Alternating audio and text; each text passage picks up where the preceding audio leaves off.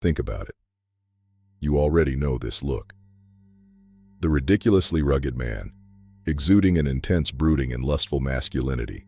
The uniform, the mustache, the muscle. Looking at it makes you slightly uncomfortable. But the aesthetic is so striking that you can't look away. You have seen it your whole life, in ads and movies, on your favorite action star. When film director Fassbinder filmed Jean Genet's Querelle in 1982, the sailors on screen looked as though they had stepped straight out of this artist's sketchbook. But you probably have no idea where it came from or who that artist was. I am Dr. Harvey Jenkins, MD PhD, retired orthopedic spine surgeon, pain management physician and biochemist. Let's dig deeper into the subject of hypermasculinity, which has worked its way into U.S. military policy as an announcement of testosterone blood testing for warfighters and servicemen was made. His name was Touko Laaksonen. A Finnish soldier, a decorated anti-aircraft officer in the Second World War, and, quietly, one of the most influential artists of the 20th century. The world came to know him as Tom of Finland. For 40 years in pencil, Tom drew one thing better than almost anyone alive: the powerful, confident, masculine man.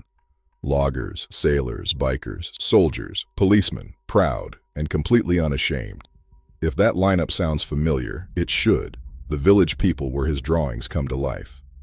Freddie Mercury borrowed the leather and the thick mustache. Even the mustache has cycled back through hipster and lumbersexual style. It has cycled back into thoroughly straight bars.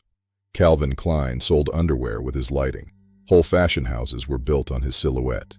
His life's drawings are the subject of a popular book by Taschen, completely appropriate on the coffee table.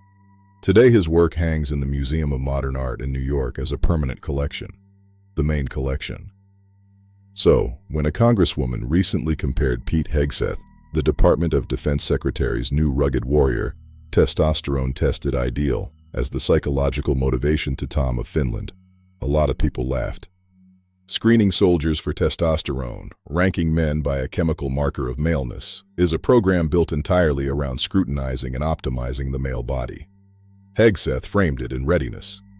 Becca Balint framed it differently. You do not have to accept her characterization to see that the aesthetic collision is real.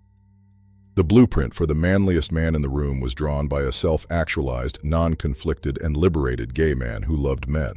The masculine ideal is not the opposite of him. In fact, the leather scene celebrated by straight and heteronormative people is fueled by the imagery he invented. It is his exposure of irony while in defiance of norms.